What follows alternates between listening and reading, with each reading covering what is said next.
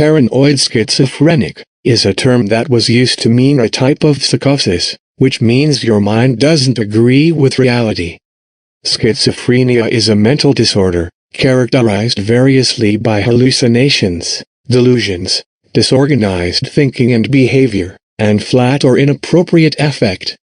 Symptoms develop gradually and typically begin during young adulthood and are never resolved. There is no objective diagnostic test. Diagnosis is based on observed behavior, a psychiatric history that includes the person's reported experiences, and reports of others familiar with the person. For a diagnosis of schizophrenia, the described symptoms need to have been present for at least 6 months or 1 month. Many people with schizophrenia have other mental disorders, especially mood, anxiety, and substance use disorders, as well as obsessive, compulsive disorder. But the American Psychiatric Association declared it outdated in 2013, and experts no longer use the term. Instead, they describe it as schizophrenia. These symptoms can affect how you think and behave and can show up in different ways and at different times, even in the same person. Having paranoid schizophrenia can also make it hard for them to hold a job, run errands, have friendships, and even go to the doctor. The illness usually starts in late adolescence or young adulthood. Although it's lifelong, medicines and therapy can help you manage your symptoms and make them easier to live with. People with schizophrenia aren't usually violent. But sometimes, paranoid delusions can make them feel threatened and angry. If someone is pushed over the edge, their actions usually focus on family members, not the public, and it happens at home. You could also have related hallucinations, in which your senses aren't working right. For example, you may hear voices that make fun of you or insult you. They might also tell you to do harmful things. Or you might see things that aren't really there. Larry Keith Robison, a diagnosed paranoid schizophrenic, was convicted and sentenced to death for the murders of 5 people in 1982, carried out while he was in a psychotic state. Robison's mother, Lois, had repeatedly sought treatment for her son, but was unable to find affordable psychiatric help in Texas.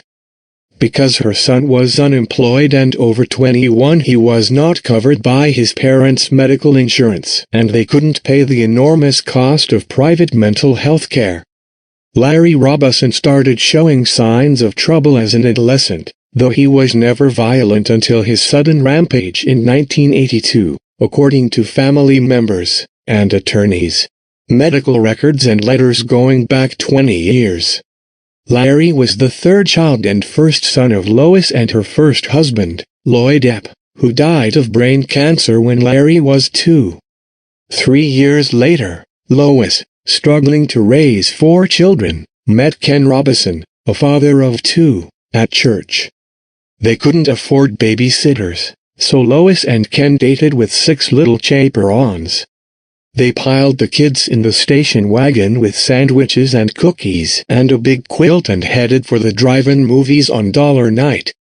They married and had 2 children together, for a total of 8. Larry was quiet and easygoing, a daydreamer who loved Captain Kangaroo, but also an avid reader with high marks, active in Boy Scouts, the swim team, the church youth group and the school band.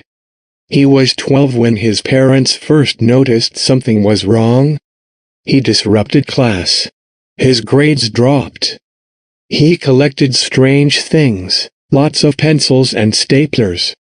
By high school he was into drugs, running away from home, suffering bouts of irrational fear and hearing voices.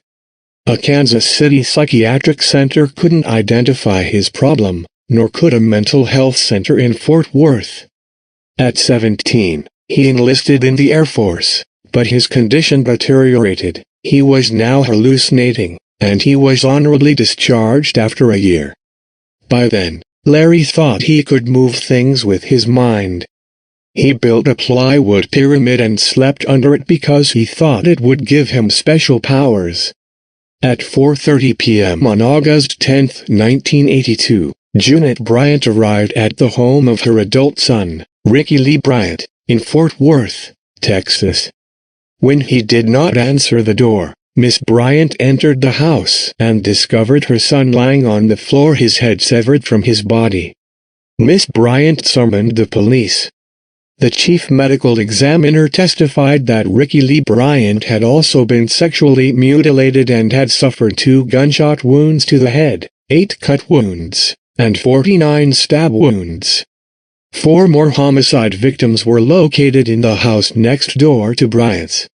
The fully clothed bodies of Earline Barker and Bruce Gardner were lying in the living room. Barker had multiple gunshot and stab wounds, including 1 very deep cut wound to the neck. Gardner had several gunshot wounds and a cut wound to his neck. In a bedroom was the body of a child, Scott Willard Reed, lying on his stomach. He had been shot once, suffered a contusion of the head due to blunt trauma, and had been cut and stabbed multiple times. Finally, the nude body of Georgia Reed was located in another bedroom. She had been shot twice, stabbed multiple times, and had a deep cut wound to the neck severing the jugular veins and carotid arteries.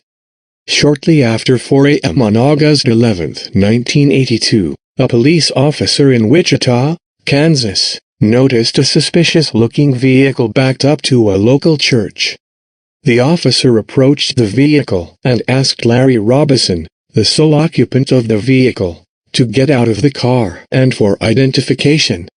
The next day, Roberson was arrested in Wichita, Kansas, driving the car of Bruce Gardner and in possession of a woman's wedding ring, some bullets, 3 wallets containing the driver licenses of Roberson, Bruce Gardner, and Ricky Lee Bryant, and a loaded .22 caliber handgun, later determined to be the murder weapon. About a month before the murders, Roberson had moved in with Bryant. Roberson claimed not to have any identification and told the officer that his name was Jeffrey K. Kennedy and that the car belonged to his brother, George. Further investigation revealed that the car's registration had expired in 1980, although the license plate bore a 1983 sticker.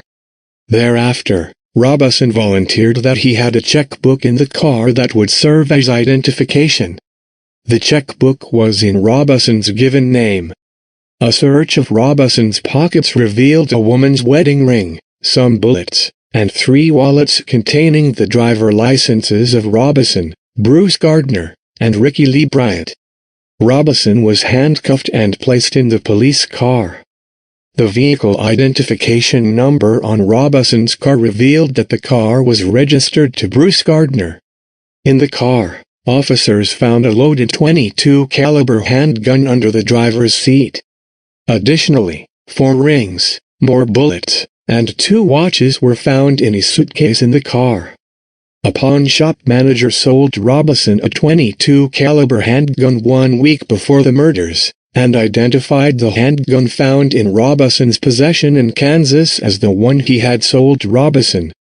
An assistant hardware manager at a Winn-Dixie store sold Roberson 3 boxes of .22 caliber ammunition on the day of the murders.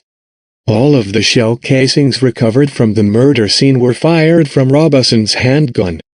3 knives recovered at the crime scene tested positive for blood, and the blood type on 2 of the knives matched 3 of the victims. A pair of shorts and a matchbook recovered from the suitcase in Kansas tested positive for blood. The rings and 2 of the watches recovered from Roberson were identified as belonging to Miss Reed and Miss Barker. Another watch taken from Roberson at the time of his arrest was identified as belonging to Gardner. Thomas Osmer, a close friend of Ricky Bryant's, testified that he had known both Roberson and Bryant since 1976, and had introduced Bryant to Roberson in June 1982. About a month before the murders, Roberson moved in with Bryant. Osmer stated that he had stored an old, inoperable 1966 Chevy Bel Air at Bryant's home. The license plate found on Gardner's car in Kansas was from Osmer's car. The primary defense at trial was that Roberson was insane at the time of the murders.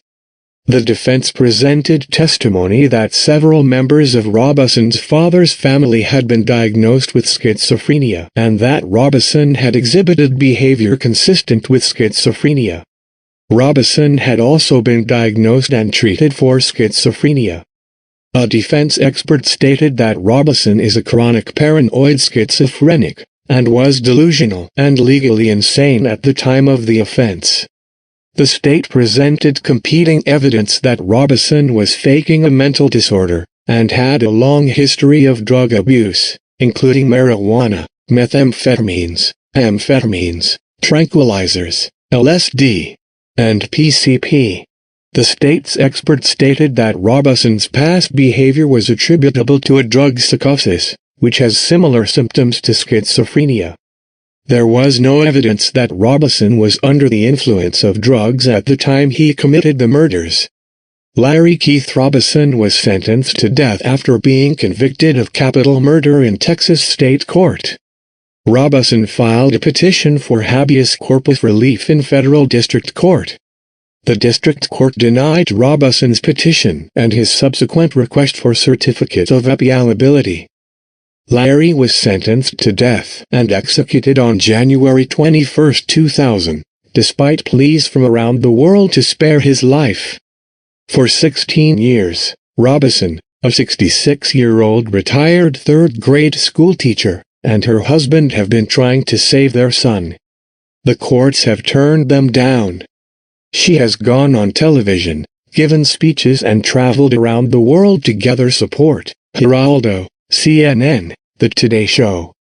She has sat through countless magazine and newspapers interviews, and fielded constant calls from reporters recounting the murder and madness of her son. It was all public. It was righteous, Roberson said, to fight against the execution of a mentally ill person.